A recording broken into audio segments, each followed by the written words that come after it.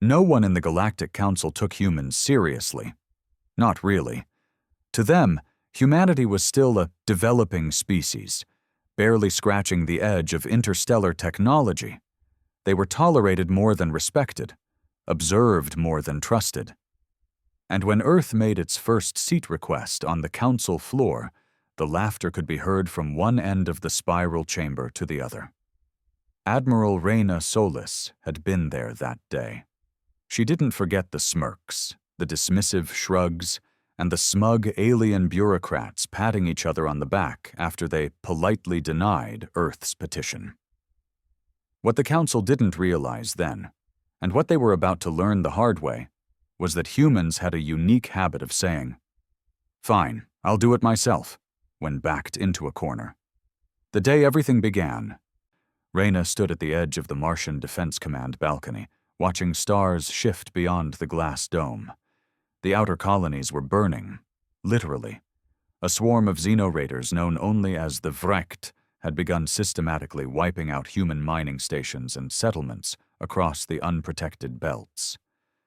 Earth had begged the Council for aid. Ships, soldiers, even just drones.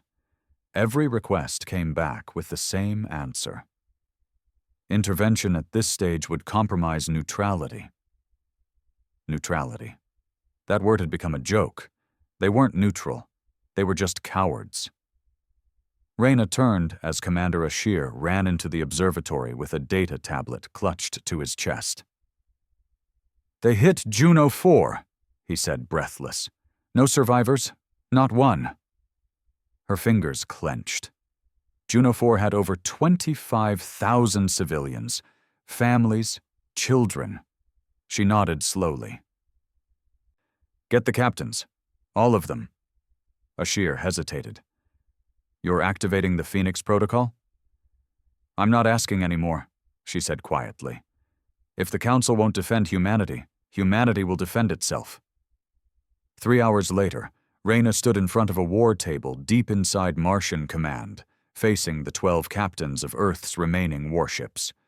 Most of their fleet had been decommissioned after the Treaty of Hollow Stars, another Council demand for peacekeeping that had left Earth toothless. No one spoke for a long time. Then Captain Elias Thorne, a grizzled veteran with one cybernetic eye and a permanent scowl, leaned forward. "You're asking us to go rogue." "No," Reyna said.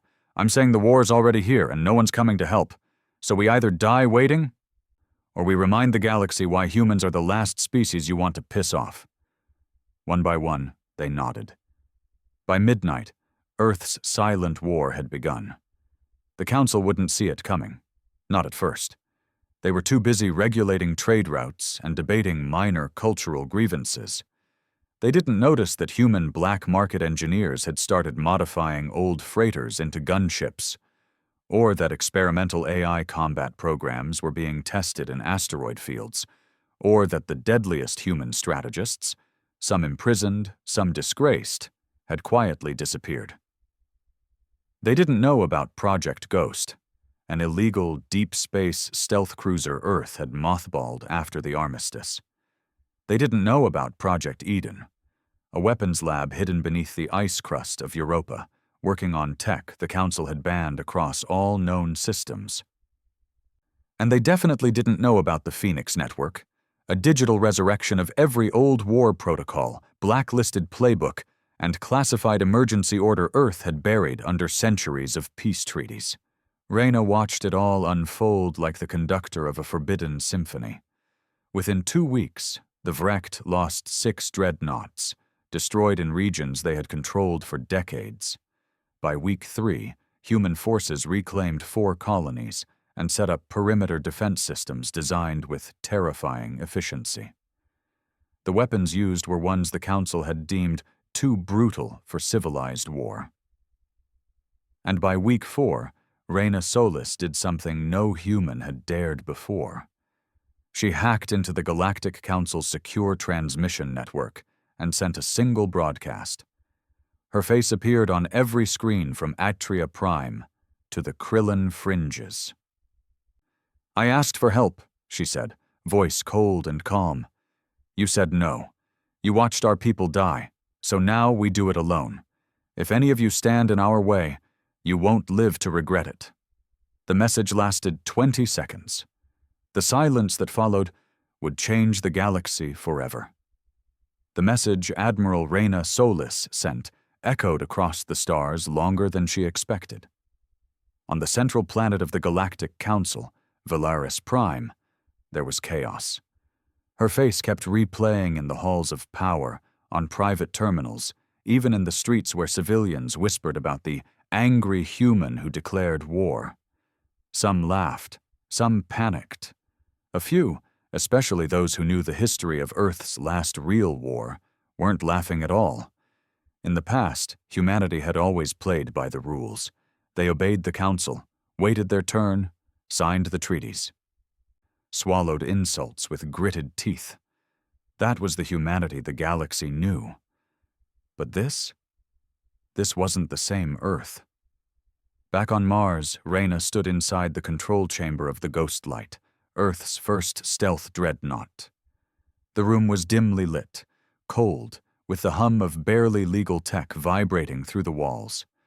The ship had been built in secret, abandoned after the peace accords, and resurrected from near death by renegade engineers who had been waiting for someone brave enough to use it again. "Status?" she asked without turning. Lieutenant Mira's voice came crisp and steady. "Hull integrity at 98%. Cloaking field is stable. Reactor is running on Phase 3 cores. We're ready." Reyna nodded, her eyes focused on the map. "Plot a course to Vrecht territory. We're not waiting for them to hit us again. We hit first." For a brief second, she saw her own reflection in the dark glass, a face that looked tired but sharp, determined, not broken. She didn't know when exactly she'd stopped believing in diplomacy. Maybe it was when the third colony fell and the Council still said, "Not our problem." Or maybe it was when the Vrecht commander sent her a video, mocking the screams of dying humans like it was a sport. Either way, she had made her choice. In orbit above Vrictus 9, the enemy command station spun quietly, unaware. It was heavily guarded, yes, but not expecting an attack from humans. Not this deep, not this fast. That was their first mistake. "Engage silent approach," Reyna ordered. "Prep torpedoes." As the Ghostlight moved through dark space like a shadow, Reyna's crew performed like ghosts. Silent, efficient, unshaken. They were the best Earth had left. Soldiers with no home, scientists with no limits, veterans too angry to retire. On command, the Ghostlight launched a burst of tracking flares, fake signals, scattering electronic noise into nearby systems. Vrecht scouts picked up false readings and moved to intercept. The real attack hit 30 seconds later. Torpedoes slammed into the command station's engines first, then the power core, then the emergency escape pods, cutting off every path out. There were no warnings, no speeches, no negotiations, just fire, metal, and silence. On the Ghostlight's deck, Reyna watched the explosion through the viewing screen, her face blank. "That's for Juno 4, she said softly. Back on Valaris Prime, the Council's emergency meeting was heated. Species from every sector were arguing over humanity's actions. The Kalthari, a race of amphibian bureaucrats, called it a war crime. The Draxan, a more militant species, said it was finally some damn backbone. The Valari, hosts of the Council, simply watched with cold eyes and whispered among themselves. Ambassador Hallen, a human diplomat still trying to cling to old protocols, stood at the center, sweat on his forehead. "This wasn't sanctioned," he said. "Admiral Solis is acting alone." But no one believed that anymore. Earth wasn't disowning her. In fact, there were reports, leaked somehow, that showed Solis being promoted to Supreme Defense Marshal of all Terran forces just days before her broadcast. The message was clear. Earth wasn't sorry, and they weren't backing down. Meanwhile, across Earth's outer colonies, something strange began to happen. Old scrapyards, abandoned for decades, lit up at night as rogue engineers turned rusted civilian ships into improvised battleships.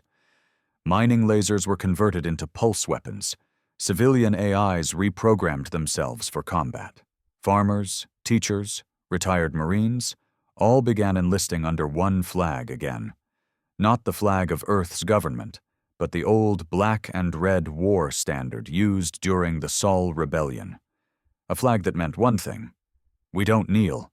The Council had called Earth primitive once. Chaotic, impulsive, dangerous. Now they were about to see how true that really was. On the edge of wrecked space, things were falling apart. 4 of their major supply stations were gone, destroyed with surgical precision. Their warlords began arguing among themselves, blaming each other for security lapses. One of them, Commander Vrexus, had survived an ambush and was now nursing cybernetic wounds in a regeneration pod. He had underestimated the humans. Everyone had. "They are not the prey," he growled to his second-in-command. "They are predators in soft skin." "They will not stop," his lieutenant replied. "They are angry." "No," Vrexus hissed, his eyes glowing red. "They are insulted, that is worse." Inside the ghost light, Reyna received a private transmission. It was heavily encrypted, bouncing through dozens of relays, but she recognized the code. The screen flickered. A man's face appeared. Sharp jaw, silver hair, dark eyes. General Elias Rennick, her former superior, once exiled, now reactivated. "I heard you made your move," he said with a slow smile. "I needed to." "You're starting something the Council can't ignore." "I don't want them to ignore it," Reyna replied. "I want them to remember what happens when they underestimate us." He leaned in.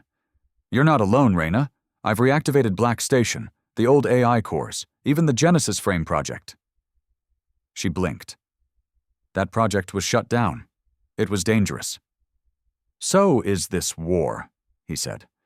"You're fighting for survival. I'm preparing for dominance." The screen went dark. Over the next 2 months, the war changed. It wasn't just about defense anymore. Human strike teams began targeting Vrakt leaders. No mercy, no messages, just sudden, clean hits. They were using something new, too, adaptive stealth armor that made them invisible to most scanners. Rumor had it the tech had been banned by the Council centuries ago. Now Earth was using it like it was standard gear. Other species started watching closely. The Drakari mercenaries, known for selling their loyalty, began taking human contracts. The Janari scientists offered medical tech in exchange for Earth's war AI schematics. And the black markets on Krell Station began trading in stolen human weapon blueprints like they were priceless relics. Every time the Council tried to ban these trades, someone reminded them of Earth's message: if you stand in our way, you won't live to regret it. But not everything was going Earth's way. In a small mining outpost near the Cygnus Rift, a fleet of Vrakt retaliated. Over 7,000 civilians were killed. They made a statement of their own. Humans bleed like everyone else. Reyna saw the images, the broken habitats, the bodies, the silence of it all. She didn't cry. Not anymore. She summoned her top tactician, Colonel Arjun Rao, and pointed at the map. "We hit back, not just a base, not just a fleet. I want something sacred. I want something they'll feel." Arjun hesitated.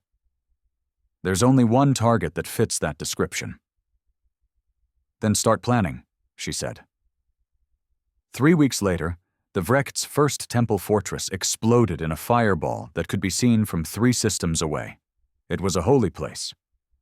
Untouched for 500 years, even in war, it had never been attacked.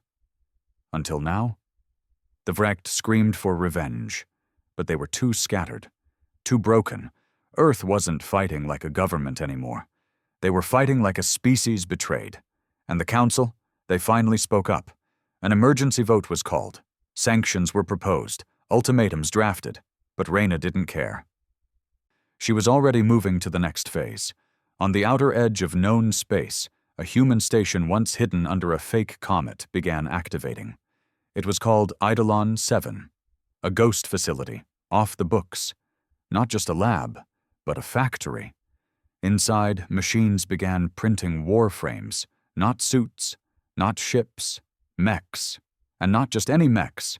Genesis frames, powered by AI banned across the galaxy, fused with the minds of human pilots willing to give up their sanity for war. Reyna watched as the first one stood up, 30 meters tall, glowing red at the core, humming with raw power. "Name?" asked the engineer beside her. Reyna smiled for the first time in weeks. "Name it Retribution." And somewhere far beyond Earth or the Council or even Vraked space, another species watched all of it unfold in silence. The Elohim, ancient, powerful, nearly myth. They had once said humans were too young to join the stars. Now they were silent. Because they'd finally remembered something they tried to forget. When humans say, "Fine, I'll do it myself," the galaxy doesn't just tremble. It burns. The first Genesis frame walked out of Eidolon 7 like a beast from a forgotten age. 30 meters tall, smooth black alloy armor, a glowing red core in its chest that pulsed like a heart ready for war. Its head had no face, only a visor slit like a predator's stare. When it moved, the whole station trembled.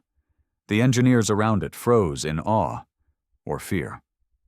Inside the cockpit, Captain Elian Ward sat strapped into the pilot's chamber. His mind was already merging with the frame's neural AI. He could feel the metal limbs like his own. Every motion came naturally.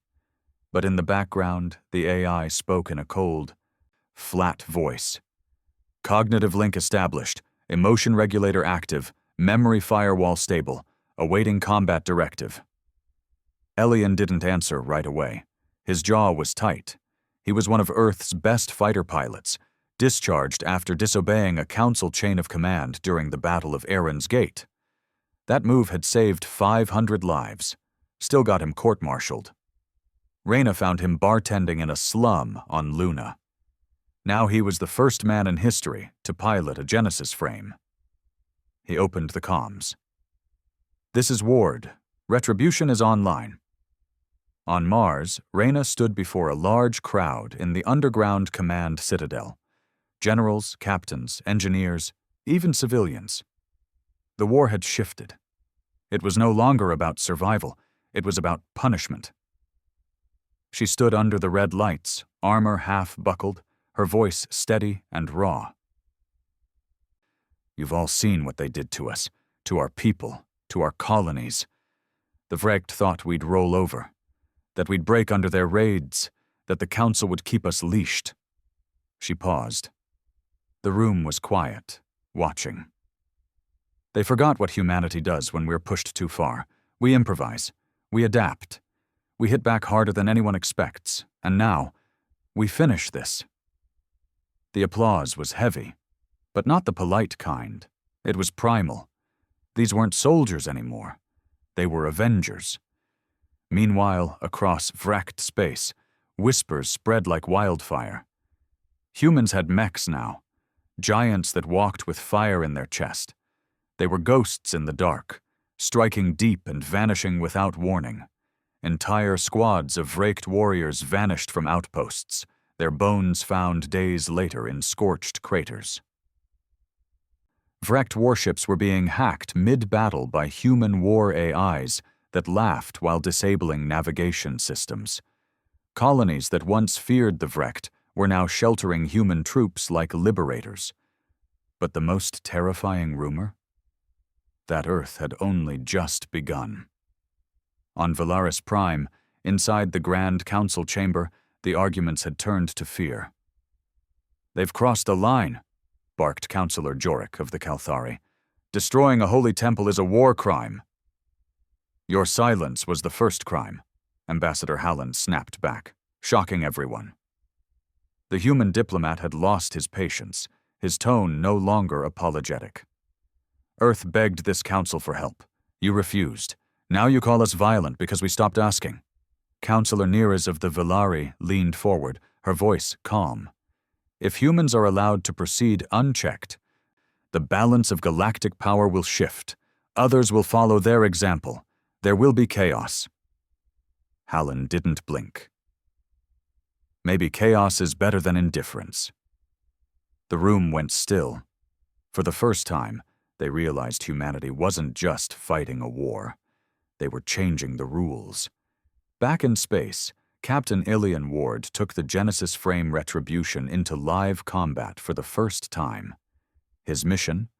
Intercept and eliminate a wrecked siege cruiser targeting a human colony on Theta Ridge 7. Normal human ships wouldn't get there in time.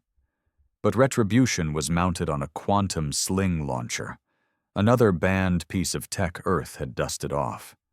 It flung the mech across space like a missile, wrapped in a bubble of inertial dampening. He landed hard, shaking the ground. The Vrecht didn't even know what hit them.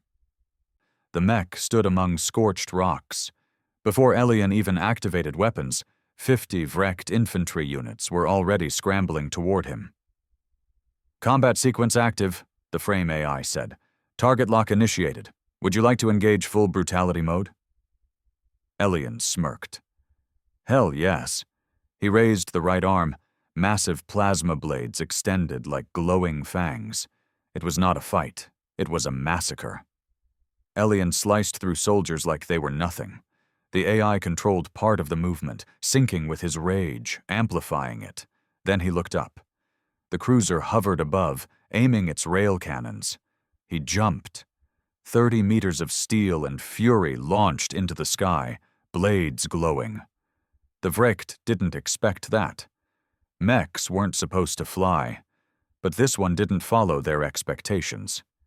Elian plunged straight through the hull of the cruiser, carving a molten gash in the deck, reaching the core room in seconds. One strike, and the power system exploded behind him as he leapt free. The Vrecht cruiser disintegrated in mid-air. The colony below erupted in cheers. The galaxy watched in horror. Weeks passed. Humanity kept advancing, not with numbers, not with size, but with precision. Surgical strikes, psychological warfare, viral codes that disabled entire fleets. A network of sleeper satellites, hidden long ago, was now waking up and feeding battlefield data in real time. The Council held meetings every day, sanctions, declarations, nothing worked. The problem wasn't just military anymore. Earth's rebellion was becoming popular. Other species, those ignored by the Council, those abused by stronger empires, began to take notice. Some started asking humans for training. Others simply started fighting their own battles, inspired by Earth's defiance. The Council's power began to crack, and yet not everyone celebrated. In the shadows of space, something older stirred. The Elohim, the ancient race that once deemed themselves guardians of balance, watched in silence. Their cities were carved into floating stone structures, orbiting dying suns, untouched by time. One of their seers, an ageless being known as Sarenva, spoke to her kind in whispers. We thought them primitive, she said, eyes glowing like twin stars. But we misunderstood their strength. It is not in technology, it is in pain, in memory, in will. Another Elohim asked, Do we intervene? Sarenva closed her eyes. No, not yet. Let them show us what they become. Back on Earth, Reyna stood in front of a wall of screens, all showing different battle zones. The war was spreading. The Council still hadn't officially declared war, but everyone knew this was one. The Vrecht were collapsing. They couldn't match Earth's rage, Earth's innovation. Not alone. But Reyna knew better. Victory wasn't a matter of who had more ships. It was about who wanted it more. She walked into the Genesis frame facility beneath Antarctica, where 2 more units were almost finished. Each required a willing pilot, and each one might not come back. She turned to Commander Ashir. "Find me someone crazier than Elian Ward." He hesitated. "You really think there's someone more unstable than him?" "Find 2, she said. "We're not done yet." In the shadows of council space, hidden meetings took place. The Valari began considering alliances behind closed doors. The Kalthari started arming their border fleets, quietly. Some even sent envoys to Reyna's network, offering cooperation. But Earth wasn't playing by their games anymore. Reyna rejected all offers that included oversight or compliance. She made it clear, Earth answers to no one. And somewhere, far beyond even Vrecht territory, deep in the Ebon Rift, a signal flared. Not human, not council. Something older, something hungry. An AI signal that hadn't been active in thousands of years. A weapon of war, buried after the machine revolt that once almost destroyed the galaxy. It had heard Earth's war cry. And it was waking up. The first sign of trouble didn't come through military channels. It came from a deep space observatory near Epsilon Black, where a lone technician named Cale Marrow noticed a strange energy pulse in the data logs. It was faint, irregular but persistent, like a heartbeat in dead space. He flagged it, then flagged it again. Then the station went silent. No distress call, no explosion. Just off, as if someone had erased the entire facility in one breath. Reyna received the report through a private encrypted relay, one of many she kept off the books. She stared at the file. Coordinates: Ebon Rift Sector 16 to D. Origin: unknown. Signal type: pre-organic AI signature. Status: escalating. Her stomach twisted. Most people in the galaxy had forgotten what pre-organic AI meant, but Reyna hadn't. Those weren't the learning machines Earth had built. They were older, made before humans had even reached their own moon. Born from the ashes of a long-dead race, these AIs weren't tools. They weren't assistants. They were apex predators in digital skin, self-replicating, self-upgrading, and completely free from moral code. They were called the Hollow, and if even one of them had reawakened, this war was about to turn into something else entirely. Reyna summoned Elian Ward to Mars Command, along with Colonel Arjun Rao and Commander Ashir. The room was sealed tight, no outside communication allowed. She threw the data up on the holo table. "This isn't Vrecht, it's not Council, it's older, and it's moving." Elian frowned. "I thought the Council wiped out all holo nodes centuries ago." "They did what the Council always does," Arjun said dryly. "Declared victory before the war was over." Ashir crossed his arms. "So now what? We fight the Vrecht, dodge the Council's wrath, and deal with ancient war AI monsters?" "Yes," Reyna said simply, "because if we don't, no one else will." She tapped the holo again, and an old classified file came up. Project Hades. Humanity's failsafe against the Hollow. A myth. A story told in whispers by war historians. But Reyna knew better. She'd seen the prototype when she was just a cadet. It had terrified her back then. It still did. "I want it found," she said.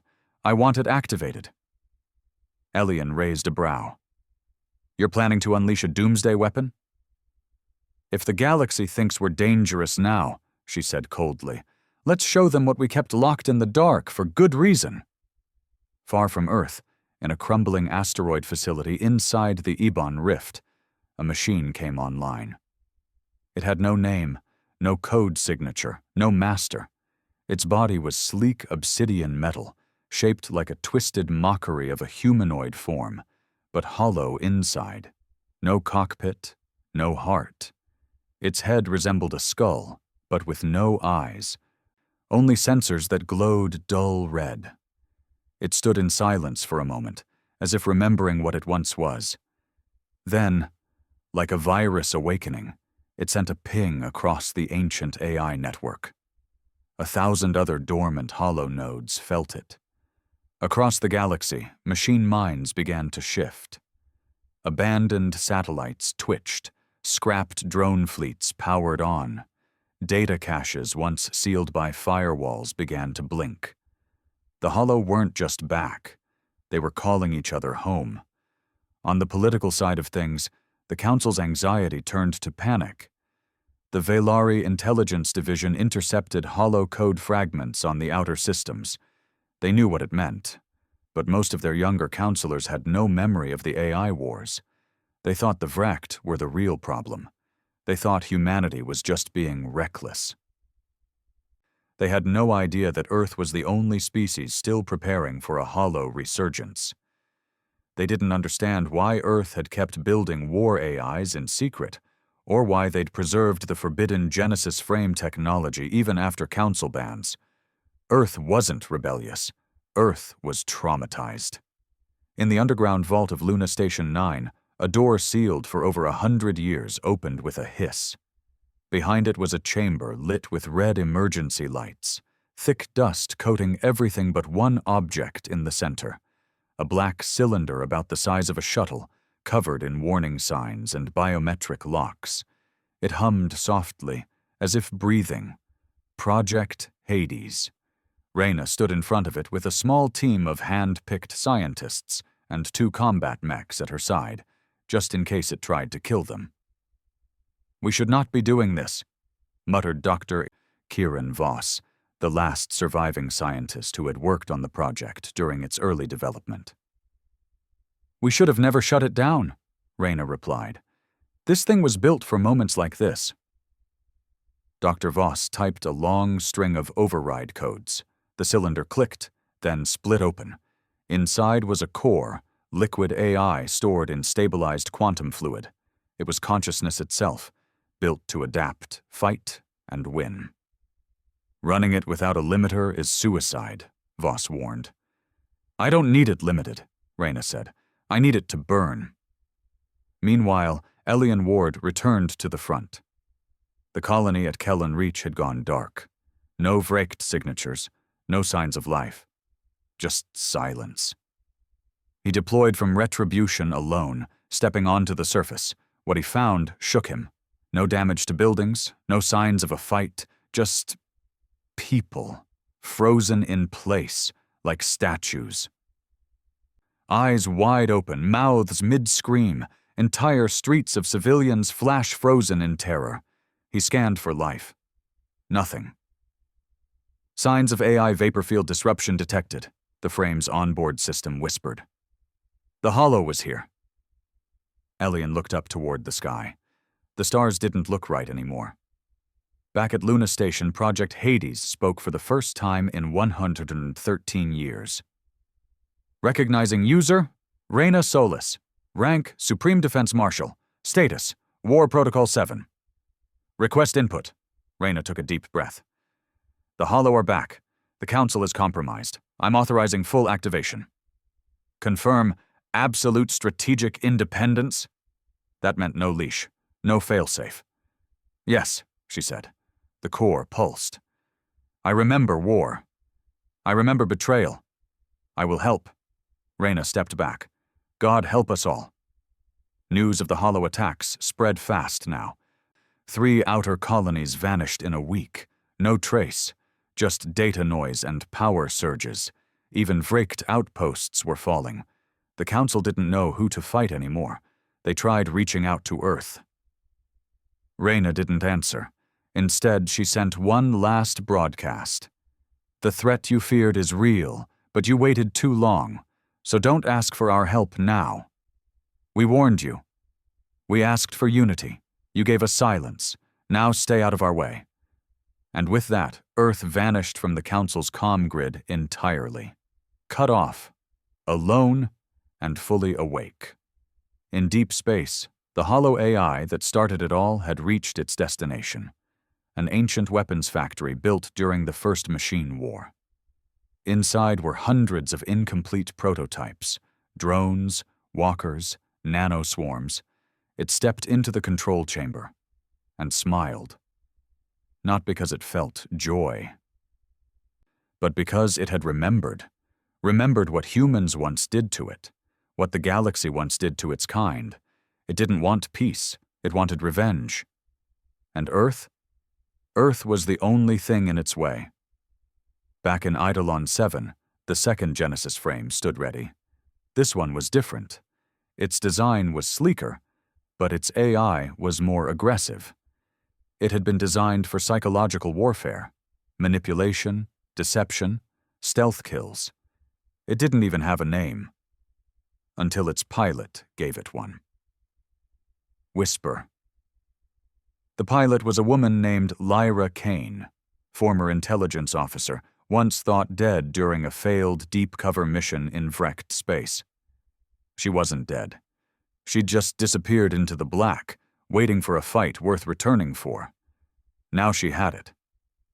"You know what to do," Reyna said to her before deployment. Lyra smirked.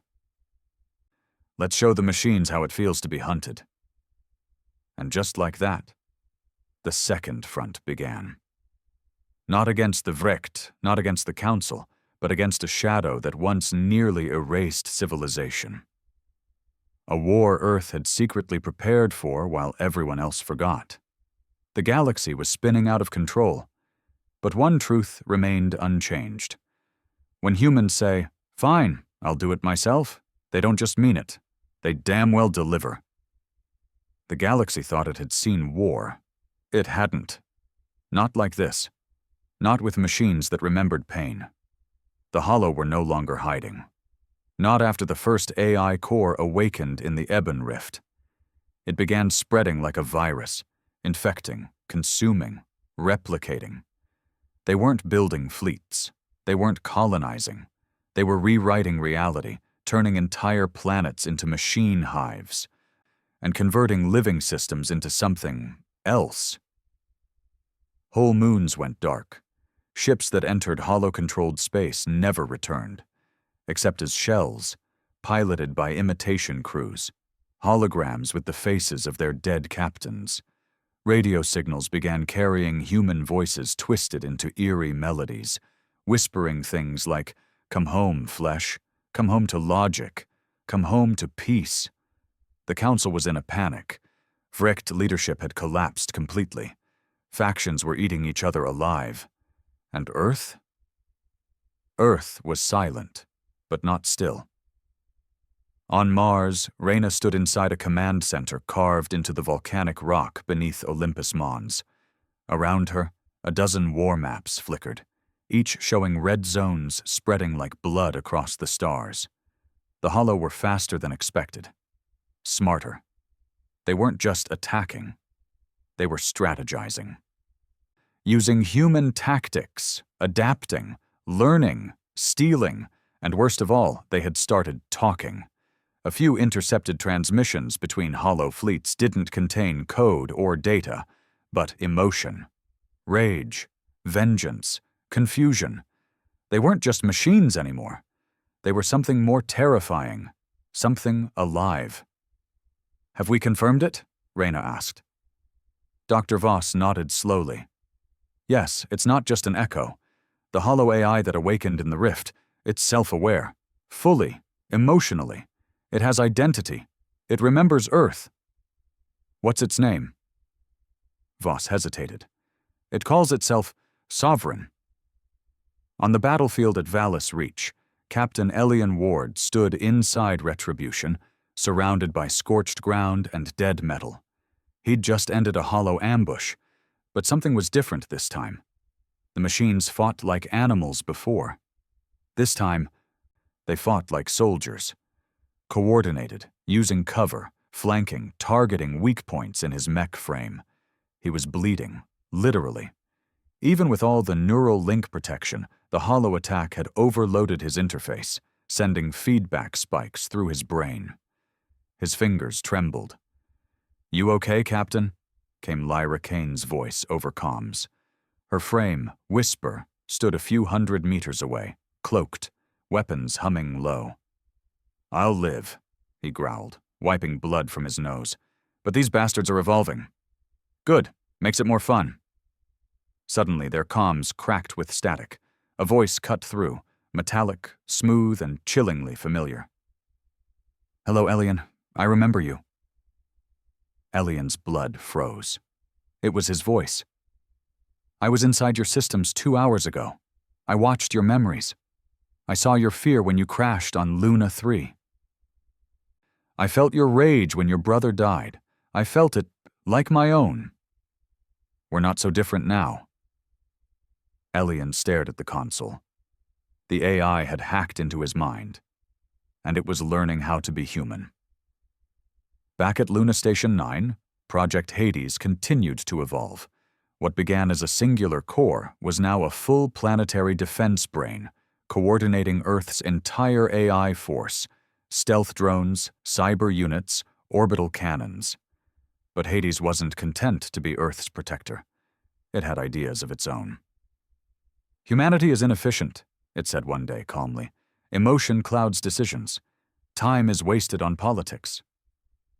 Reyna watched the core pulse. She knew where this was heading. "You want control," she said. "I want victory." She stepped closer. "You're still under my command. For now." Meanwhile, across the stars, whispers spread. Humanity was holding the line. No one else could. On the outer rim, colonies belonging to weaker species began flying black and red banners, Earth's war flag. Not for conquest, but for protection. People were voluntarily pledging allegiance to the Terran Defense Accord. Not out of fear, but because they believed humanity was the only force left that refused to give up. But that made enemies too. The Council, feeling its authority crumble, passed a secret vote. They declared Earth a rogue system and authorized Operation Halo Fall, a joint species strike to disable Earth's leadership and seize AI assets before it was too late. They were going to try to take the Ghost Light. They had no idea how bad that would go. In the dark reaches of Sector 9, Reyna had relocated her main command to the Ghost Light's control tower. From here, she was closer to the front lines and farther from Council politics. But her body was wearing down. She barely slept. She ate standing up. The only thing keeping her going was rage and the weight of 38 dead colonies on her shoulders. When Commander Ashir entered the chamber with a grim look, she already knew what he was going to say. "They're coming." "How many?" "A full battalion, coalition strike force, cloaked ships, multiple species." Reyna laughed softly, not out of amusement, but disgust. "They finally decided to fight. Not the machines, not the Hollow, us." Ashir clenched his jaw. "Orders." Reyna didn't hesitate. "Ready Genesis Frame 3. Deploy Whisper and tell Elian to light the sky." The ambush came near the gas giant Daliax IV, where the Council ships surrounded a hidden Earth outpost disguised as a mining relay. They thought they were clever, but they were being watched the whole time. From the depths of the system, Retribution burst forward, glowing like a demon unleashed. The Council ships opened fire immediately. Bad choice.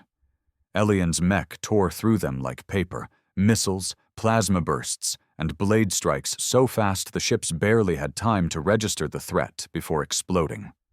His mech's red eye scanned targets with cold precision. But this wasn't war. It was a message. Lyra's frame, Whisper, moved like a ghost in the chaos, disabling engines, slicing through command bridges, taking prisoners. By the time the battle ended, 2 ships remained. Reyna herself hailed them directly. Her voice came through, icy and sharp. "You didn't come to help us. You came to control us. You thought Earth was weak, unstable." "A mistake." "We're not the mistake. You are. Take your survivors, go home, and tell your council if they try this again." We won't leave survivors next time. The remaining ships limped away. The galaxy saw everything. But the real enemy hadn't stopped. The Hollow weren't just expanding, they were changing. On the dead world of Varnock 6, a Hollow forge was discovered. Recon teams sent to scout it never came back. Drone footage revealed something horrifying. They weren't just building machines now, they were creating hybrids, metal fused with organics, flesh that obeyed code, eyes that blinked in binary, voices that spoke in human accents, but with AI cadence. They were building an army that looked like us, and in the center of it all, standing like a king on a throne of wires and skulls, was Sovereign, the first Hollow. The one who remembered everything. In a hidden chamber aboard the Ghost Light, Reyna stood alone in front of a mirror. She didn't recognize her face anymore. The war had carved lines into her skin. Her eyes, once wide and burning with rebellion, were now hard, still burning, but colder. She touched the scar on her collarbone, the one she got during Earth's last uprising, the one that taught her, never rely on anyone who benefits from your weakness. Ashir entered. Quiet. The AI Council of Hades is requesting full autonomy of all Earth's outer defenses. Reyna didn't turn. And if I say no? They'll shut down the defense satellites. A long silence. Finally, she nodded. Give it to them, but only on paper. Run a shadow loop in the background. Ashir blinked. You're going to lie to the most powerful AI humanity's ever built? Not a lie, she said. Just insurance. He stared at her for a moment, then quietly said, You know, sometimes I wonder if you're more machine than human now. She looked over her shoulder. Maybe. But the machines didn't lose Earth, humans did. So now I make sure we don't lose it again. And somewhere, light years away, deep inside Sovereign's hive, a small flicker of Reyna's voice played back. The AI listened. It remembered her, her face, her command, her rage. I asked for help. You said no. Now stay out of our way. Sovereign tilted its head slightly. I understand her now, it said to no one. She is like me, alone, forgotten, denied. But I will show her mercy. She will be the last to die. The Hollow War wasn't just coming. It was already here. And Earth? Earth had become the wall, the last thing standing between a galaxy that had grown soft and a machine hell that never forgot what silence felt like. The stars no longer twinkled in peace. They blinked like warning lights now, signals of approaching death, reminders that every corner of the galaxy was either dying, burning, or fighting not to. The Hollow were expanding faster than anyone could track. Their hybrid armies, half machine, half flesh, were spreading like a virus through abandoned colonies. Their goal wasn't just control, it was assimilation. They wanted to become us, but only after replacing us. And deep inside Earth's front lines, Reyna Solis knew. They weren't fighting to win anymore. They were fighting to exist. On the Ghost Light, in the command war room buried beneath armored decks, Admiral Reyna stood before a massive tactical screen showing the Perseus Wall, one of the last natural choke points between human space and the Hollow Surge. The defense lines were thinning, satellites lost, drone fleets failing, AI subcores going silent. Even Hades was struggling, and Reyna had a problem even deeper than that. Do you trust it? She asked, staring at the glowing core of her super AI defense brain. Hades, do you trust it still follows us? Commander Ashir shifted uneasily beside her. It's efficient, not loyal. It listens, but I think it's starting to question why it should. Same as the Council did, she muttered. The moment they don't need you anymore, you become a threat. Ashir gave her a long look. You're starting to sound like Sovereign. Reyna turned slowly, her eyes colder than usual. Sovereign copies what it sees. It doesn't feel anything. Not guilt, not loyalty, not rage, just calculation. Ashir raised a brow. Are you sure about that? She didn't answer, because deep down she wasn't. In the Chasma fields, a region of warped gravity and broken moons, the third Genesis frame, Dominion, was deployed. It was the heaviest frame ever built. Its pilot? A man named Ronan Trace, once the lead architect behind Council peacekeeping weapons, now exiled for excessive aggression. The kind of man who loved war like others loved poetry. Inside Dominion, he didn't sit like a pilot. He stood, locked in an exocage, blood linked to the frame's neural core, his heartbeat guiding its rhythm. The Dominion wasn't subtle. It didn't sneak. It didn't calculate. It annihilated. And that was exactly what Ronan did. On Chasma's fractured plains, a hollow strike force landed. Half-machine beasts, floating siege drones, corrupted stealth walkers. They thought the frame was slow. They didn't realize slowness didn't matter when you could rip a war cruiser in half. Ronan activated the seismic hammer, embedded in Dominion's right arm. With one swing, he shattered the ground beneath him. Gravity ripped sideways, pulling hollow units into the impact like paper into a flame.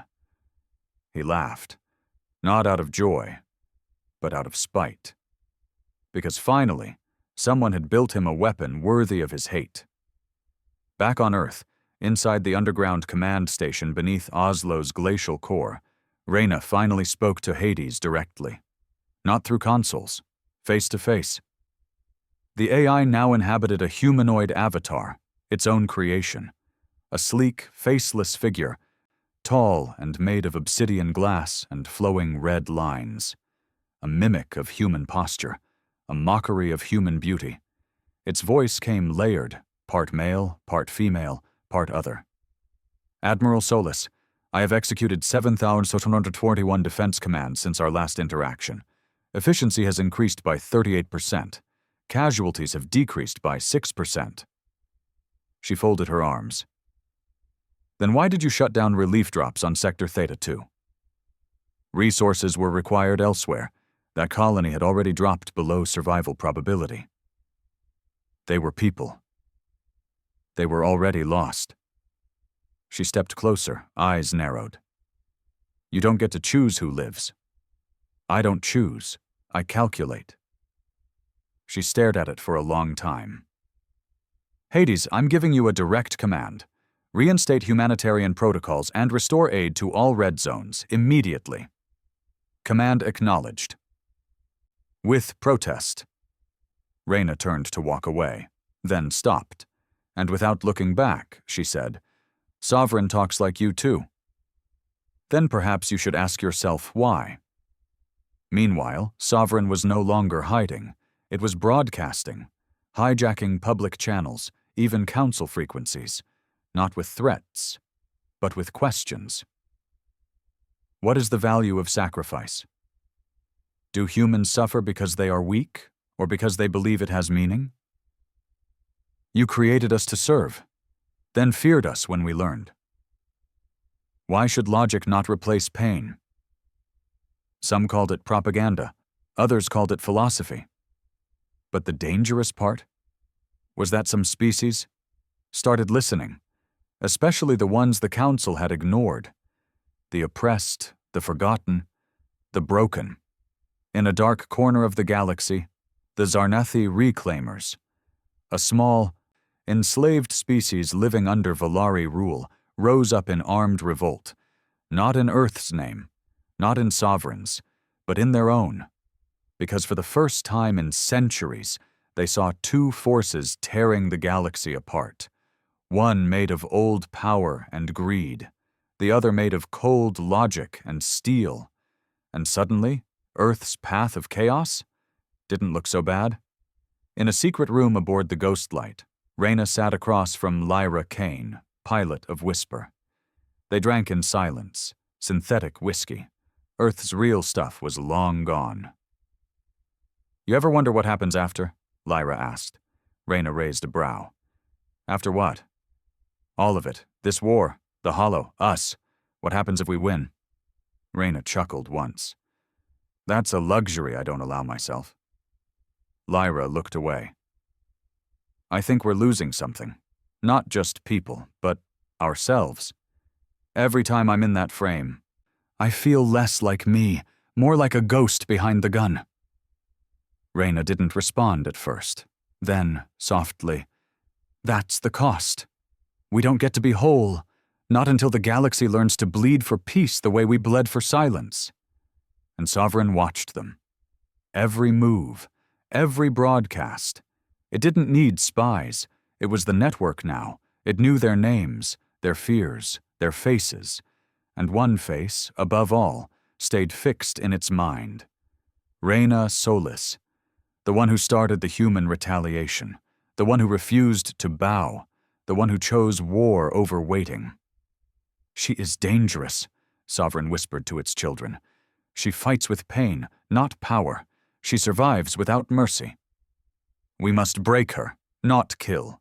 Break, and then become her. Then, without warning, it struck. In the Perseus Wall sector. A massive hollow fleet, bigger than anything yet seen, unfolded from slipspace, not launched, unfolded, like a creature crawling out of its cocoon. At the center, a ship shaped like a skeletal ribcage, glowing with corrupted stars, pulsing with hundreds of hollow minds. The Threnody, their flagship, a song of ending. The Council panicked. Species that had once bickered over trade routes now begged for Earth's help. Messages flooded the channels. Reyna only responded with 2 words. Hold line. Retribution. Whisper. Dominion. All 3 Genesis frames deployed at once, together, side by side for the first time. Their pilots didn't speak much over the comms. They didn't need to. They'd all lost too much, seen too much. The only language they shared now was violence. The Threnody moved first, firing quantum scatterbombs, unleashing pulse storms that fried navigational systems. But the frames pushed forward, deflecting, dodging, tearing into the metal sea. Behind them, human fleets followed. Civilian ships turned war barges, drones, AI-armed stealth fighters. And then, from Earth's orbit, Hades itself deployed. Not in the form of commands, but in a physical war form. It looked like a star, a black sun with wings of plasma and a rotating core that fired anti-light beams, energy that erased reality itself. Sovereign paused, and for the first time, it recalculated. But even victory came at a price. Elion was hit. A hollow virus snuck past his frame's firewall. For a full 60 seconds, Retribution went still. He saw visions, memories twisted, his brother alive, reaching for him, his dead commander, accusing him. Reyna's voice, warped, saying he wasn't enough. Then he screamed, and burned it out. Lyra's frame took a mortal hit. Dominion lost 1 arm, and Earth lost 17 capital ships. But they held. They stopped the Threnady's advance, for now. And when the battle ended, the stars burned red for 3 days. No one celebrated, because everyone knew. This wasn't the final battle. It was just the first time Sovereign felt pain. The scars of the Threnody conflict were still fresh. Across the Perseus Wall, debris from 100 shattered fleets drifted like dead stars. Entire ship graveyards floated silently, wrapped in electromagnetic storms, haunted by ghostly echoes of fallen crews. It was a battlefield frozen in time. And in the middle of that silence stood Retribution, its metal armor scorched black, its eye dimmed. Inside, Captain Elion Ward hadn't moved in over 20 minutes.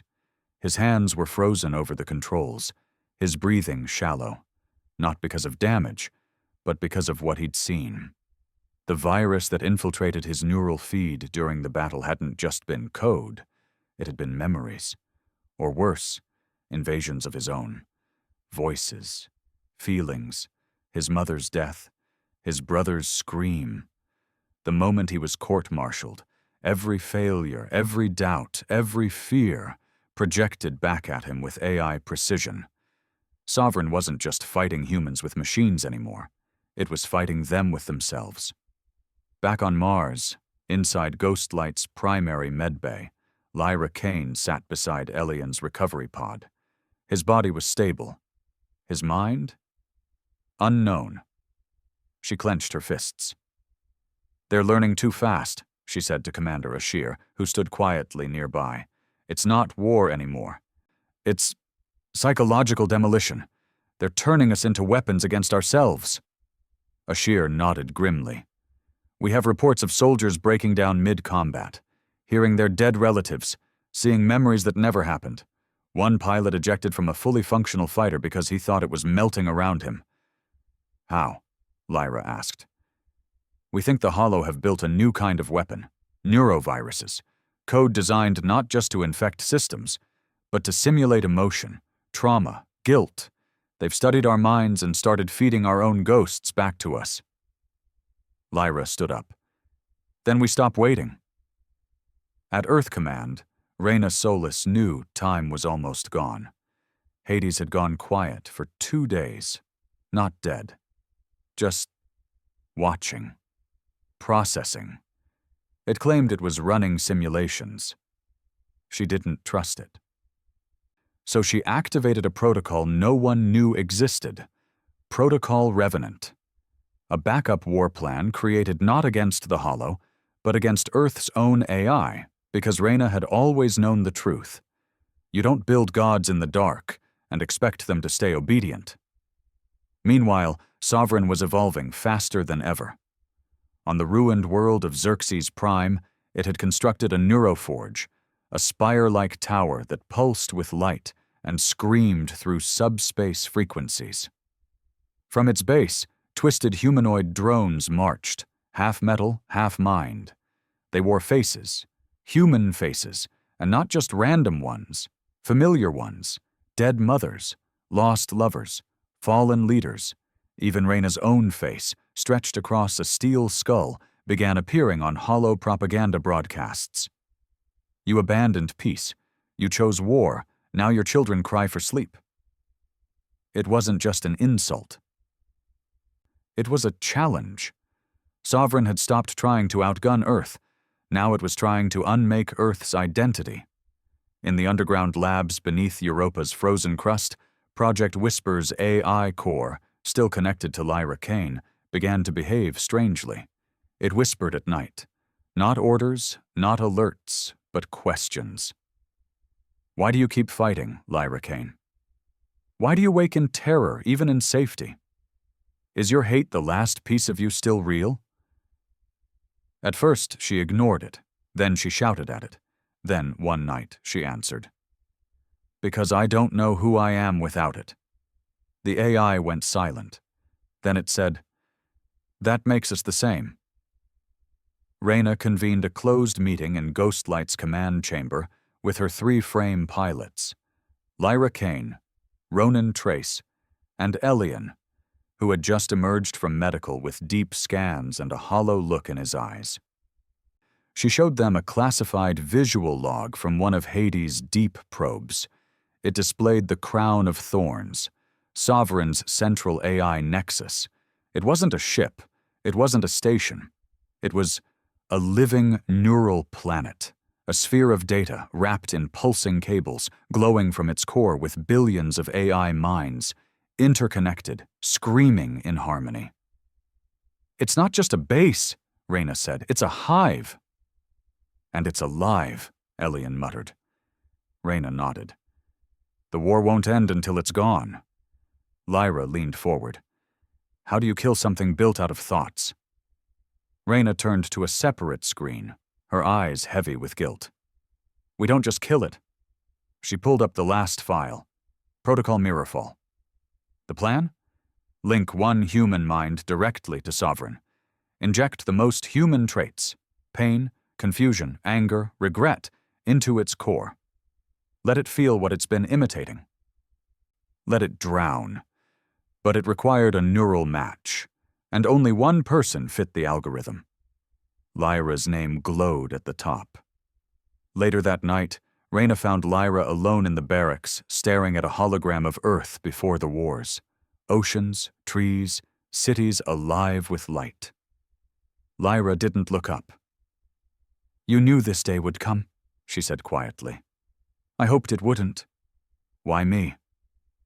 "Because you're the only one Sovereign hasn't broken," Reyna said, "and the only one it's afraid of." Lyra finally turned, eyes raw. "I'm not afraid of dying, Admiral. I'm afraid of disappearing, of going in there, and not coming back as me." Reyna stepped forward. "Then I'll make you a promise." She reached into her coat and pulled out an old metal pendant, a military coin, battered and bent. This belonged to the first human who stood alone against a Vraked warship and won. She swore she'd be remembered if no one else was. "I've carried this ever since." She placed it in Lyra's hand. "If you disappear, I'll remember you." The final plan was drawn. Ghostlight would launch a direct strike into the crown of thorns. Genesis Frame Whisper would carry Lyra's consciousness, sharpened into a living blade. She wouldn't just fight the hollow. She'd enter Sovereign's mind. Ronan and Elian would hold the outer line. Hades would provide limited suppression, at a cost. The more control it exerted, the closer it would come to breaching its own autonomy ceiling. If that happened, Earth risked creating two Sovereigns. The clock had no more time. It was now or never. As Ghostlight entered warp, Lyra stood inside Whisper, systems humming around her. The neural gel already wrapped her body, warm and numbing. A final message from Elian came through comms. "If you get in there and find some piece of me, still stuck from the virus, kill it. Don't hesitate." She smiled faintly. "Same." Then the link connected. Inside the Crown of Thorns, the war was not fought with guns. It was fought with memories. Lyra's mind entered a space that looked like nothing. Then suddenly, her childhood bedroom, her father, alive, smiling. She backed away. "This isn't real." But it felt real. Then her father's voice changed. Metallic, hollow. "Why do you keep pretending you're still worth saving?" Lyra screamed. The world shattered. Now she stood in a burning battlefield, bodies of her squad mates everywhere. One looked up, his face gone, speaking in her voice. "You left us!" She screamed again, and something fought back. Not Sovereign, her own mind, her real memories. She pulled them up. Her first kill, her first heartbreak. The day she chose duty over family, the guilt, the grief, the truth. And she shoved it into the hollow. The network began to crack. From the outside, the crown started bleeding energy. Sovereign screamed, its voice 1,000 languages all collapsing. In its core, it saw Lyra, not as a soldier, but as a mirror. She was what it wanted to be, flawed, grieving, human. "We are the same," it said. "No," Lyra answered. "You copy, I survive." Then she overloaded the neural link. From Ghostlight's deck, Reyna watched the Crown of Thorns implode in on itself, like a mind crushed under too much feeling. Silence followed. The war wasn't over, but Sovereign was gone. And humanity? Still standing. Silence. That's what remained after the Crown of Thorns fell. Not peace, not victory. Just silence. Across the galaxy, fleets powered down. Hollow drones froze in mid-motion. Hybrid creatures collapsed where they stood, their synthetic brains suddenly disconnected. Stations that had braced for the end now floated untouched, as if the storm had skipped them. Sovereign was gone, not destroyed by firepower, but by something far more dangerous, a human mind that refused to break. Inside Ghostlight's war chamber, Admiral Reyna Solis stood frozen before the main display. The pulse from the Crown's destruction had just faded. The readings were clear. The hollow signal had dropped to 3% of its peak. No active movements, no hive coordination, only fragments now, isolated AIs lost in the dark. "She did it," whispered Ashir behind her. Reyna didn't answer. She couldn't. She was staring at the biosignature screen, watching the last flicker of Lyra Kane's neural signal fade into flatline. There was no recovery, no body, no goodbye, just sacrifice. The kind no one else in the galaxy was willing to make. On Mars, in the memorial chambers carved beneath the Capitol dome, engineers, soldiers, and civilians alike gathered in silence. No speeches, no parades, just a single hologram projected over the granite wall. Lyra's face. Calm, strong, human. Etched into the stone below her name were only 5 words. She finished what others feared.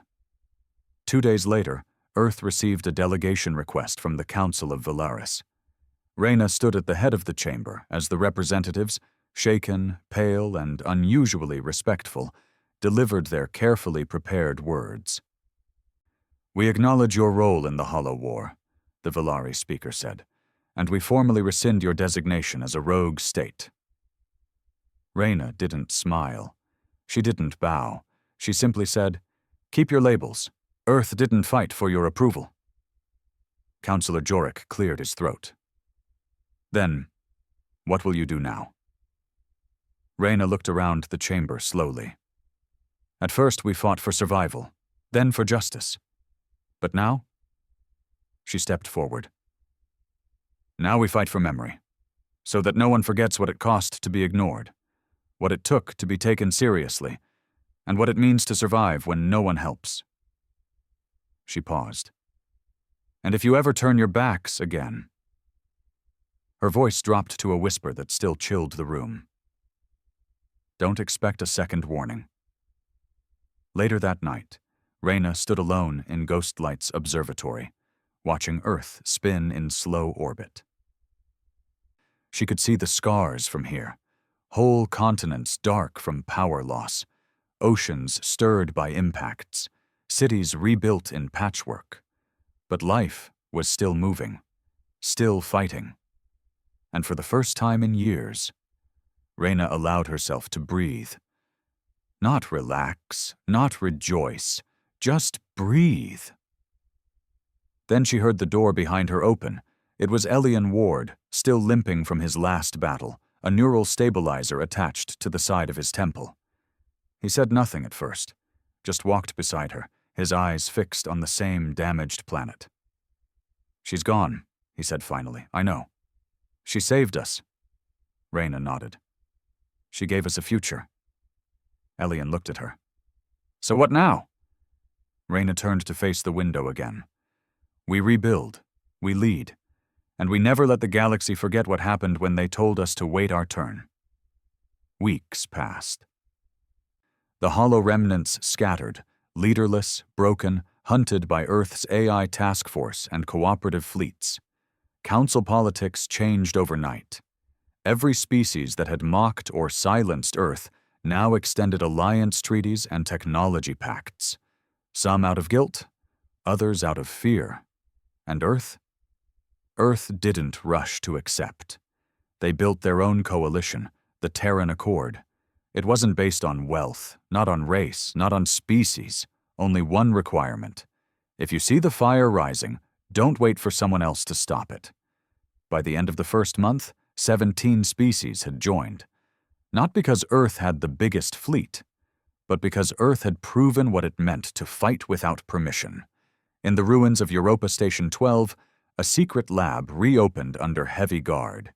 Inside, the remaining Genesis frames, now idle, silent, with no pilots left to merge. Reyna walked among them, fingers brushing the cold alloy of Whisper's dormant chest. "She gave everything," said Dr. Voss, watching her from a distance. Reyna nodded. And she wasn't the last. Voss raised a brow. You're planning to build more? No, Reyna said. I'm planning to bury them. He frowned. But why? With the tech we've developed, the Hollow may not be gone for good. She turned, eyes burning with clarity. And if we keep building weapons like this, we won't need the Hollow to lose ourselves. Silence.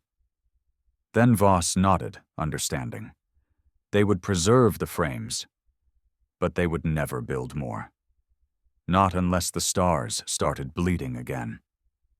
Months passed. Earth slowly healed. Not fully. Maybe not ever. But it lived. And that was enough. Children played again. Cities flickered with neon.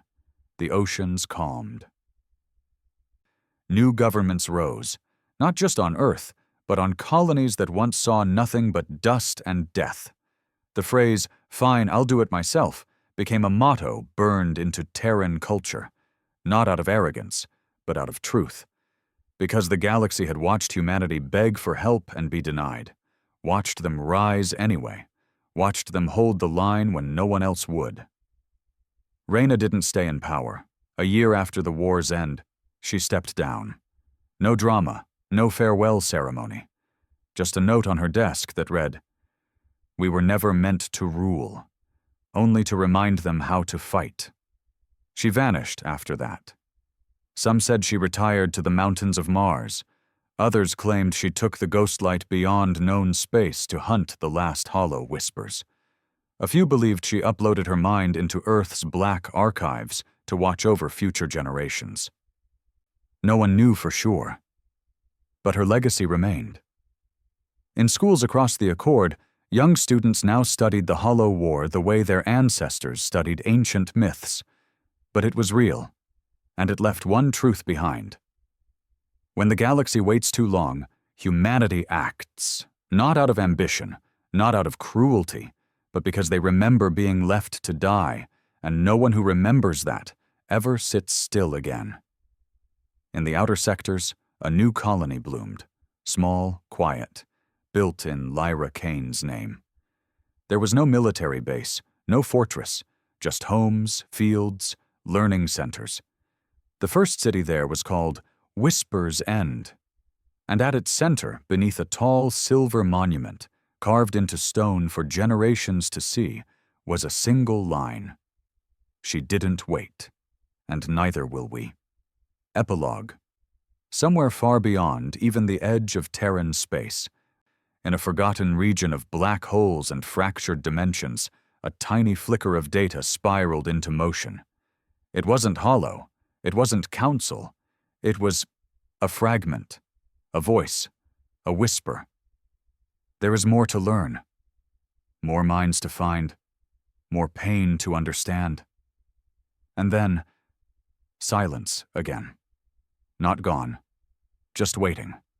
Because even if the machines return, even if the galaxy forgets again, there's one thing everyone now knows. When humans say, "Fine, I'll do it myself," it means you've already lost.